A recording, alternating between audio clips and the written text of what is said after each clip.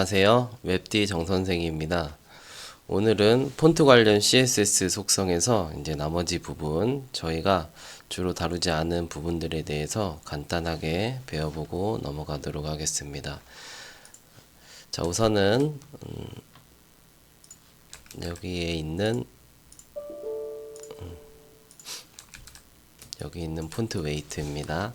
자, 폰트 웨이트는 선택한 태그에 글씨의 굵기를 설정할 때 이제 우리가 원하는 굵기로 바꿀 때 사용하는 CSS 속성이에요. 그래서 지금 보시면 여기에 F1 클래스를 갖고 있는 p 태그가 있는데 이 p 태그가 현재 여기 있는 거거든요. 그래서 제가 폰트 웨이트를 바꿔보도록 하겠습니다. 그래서 일로 가서 클래스가 F1이니까 일로 가서 .f1이라고 쓰고 선택자를 쓰면은 선택이 되겠죠. 그 다음에 여기서 폰트 다시 웨이트라고 한 다음에 여기에서 보시면 수치가 이렇게 나와 있는데요. 100부터 900까지의 숫자를 사용하셔도 되고 아니면은 이런 키워드를 쓰셔도 됩니다. 그죠? 자, 100이 가장 이제 얇은 글씨이고 900이 가장 굵은 글씨예요. 그래서 제가 예를 들자면은 900이라고 이렇게 했습니다. 그러면은 여기에 있는 이 저장하고 새로 고침을 해보면 여기에 있는 이 p 태그가 다른 애들과는 다르게 글씨가 굵어지는 것을 볼 수가 있죠. 자, 그런데 이제 여기에서 폰트 웨이트가 900이라고 되어 있는 것과 100이라고 되어 있는 것은 당연히 이런 식으로 차이가 날 거예요. 100이라고 하면은 글씨가 굉장히 얇아지게 됩니다. 자, 그런데 모든 폰트가 이 100부터 100단위를 써서 900까지 이렇게 얇고 굵은 폰트를 갖고 있는 건 또 아니에요. 폰트들마다 어떤 폰트는 100부터 900까지 9가지의 굵기를 갖고 있을 수도 있지만 또 다른 어떤 폰트는 그만큼 다양하게 글씨 굵기를 갖고 있지 않을 수도 있습니다. 그런 건 어디서 확인할 수 있냐면은 여기에서 저희가 이제 웹사이트에서 눈누라고 검색을 하면은 이런 웹사이트가 있잖아요.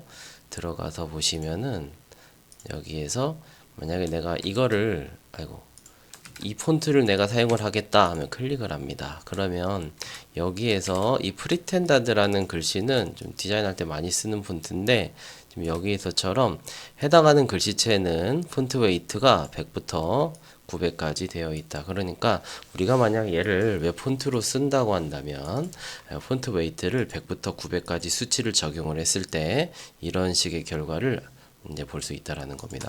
그런데 만약에 제가 이제 여기에 있는 이 온그립 박다연체를 내가 클릭을 해서 사용을 하겠다라고 한다면 얘는 폰트 굵기가 그렇게 많이 있는 게 아니에요. 지금 이렇게 하나 있어요.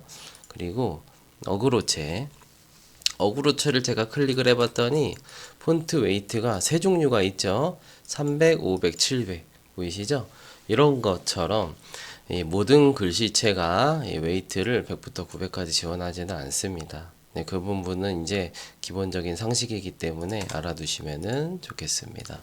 자, 100이라고 쓰셔도 되고, 뭐, 라이터라고 쓰시면은 글씨는 얇게 이렇게 보여지게 되고요. 그 다음에 노말이라고 키워드를 입력을 하시면 일반적인 굵기로 보여지게 됩니다. 그 다음에 볼드라고 하시면은 좀 굵은 폰트로 보여지게 되죠. 됐죠? 이게 폰트 웨이트입니다. 다음, 자, 폰트 스타일입니다. 자, 폰트 스타일은 지금 F2 클래스를 갖고 있는 태그, 이 p 태그가 현재 여기는 이 p 태그예요. 아셨죠? 그래서 F2 클래스를 선택을 해서 폰트 다시 스타일이라고 적어 주시면은 여기에 이탈릭 노말이 있는데 노말이 기본값이고요. 이탈릭을 이렇게 적용을 하시면 우리 이제 저장하고 새로 고침하면은 여기에 있는 이 글씨는 이탈릭체처럼 이렇게 세로로 가로로 이렇게 기울여져 있죠. 이렇게 기울여져서 스타일이 들어가게 되는 것이 바로 폰트 다시 스타일입니다.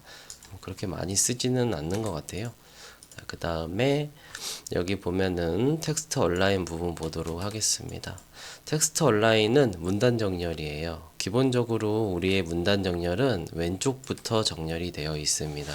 우리가 필기를 해도 왼쪽부터 이렇게 써 내려가죠.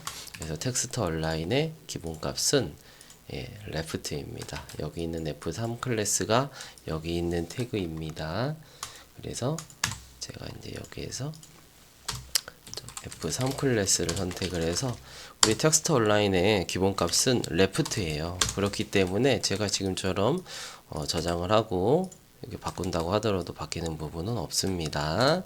자, 근데 얘를 이제 제가 right라고 하면 이제 문단 정렬이 오른쪽으로 지금처럼 이렇게 정렬이 되겠죠. 그렇죠? 오른쪽으로.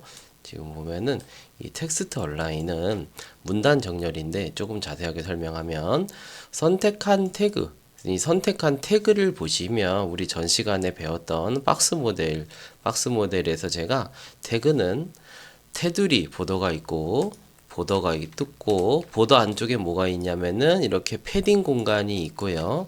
패딩 안쪽에는 뭐가 있느냐? 컨텐트가 들어가는 컨텐트 박스가 이렇게 있다라고 했었습니다. 아셨죠?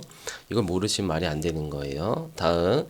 자, 그래서 이 텍스트 온라인 라이트, 뭐 레프트 이거는 엄밀히 얘기하면 이쪽에 있는 태그의 컨텐트 박스 안에서 문자들을 왼쪽 정렬을 할 것인지 오른쪽 정렬을 할 것인지 아니면 가운데 정렬을 할 것인지 아니면 뭐 양쪽 정렬을 할 것인지에 대한 속성이 바로 이 텍스트 얼라인입니다. 아셨죠? 라이트라고 하지 않고 센터라고 하시면 이렇게 되는 거예요. 아셨죠? 그 다음에 제가 만약에 얘를 justify라고 하면은 자, justify는 뭐냐면 이 컨텐트 박스가 이렇게 있을 때 양쪽 끄트머리에 정렬하는 방식입니다. 세로 고침하면 이렇게 되시죠? 보면은 양쪽 끄트머리에 착착 예쁘게 이 텍스트들이 정렬되는 것을 볼 수가 있습니다. 이거 같은 경우에는 이 끄트머리 오른쪽 부분이 잘 안 맞죠? 여기도 마찬가지고요. 그쵸? 이렇게 justify는 양쪽 정렬입니다. 그죠? 자, 혹시라도 모르니까 여기 있는 F3 클래스의 너비를 제가 500픽셀로 한번 만들어 볼까요? 그럼 이제 이렇게 됩니다. 어떻게 됐나요? 자, 우리가 이전에 배웠던 박스 모델에서 width를 500픽셀로 정한다라는 것은 이 태그, 선택한 태그의 컨텐트 박스의 너비를 500픽셀로 하는 겁니다. 라고 배웠습니다. 그쵸? 그래서 얘를 제가 테두리를 한번 이렇게 그려보면 자, 이렇게 되어 있습니다.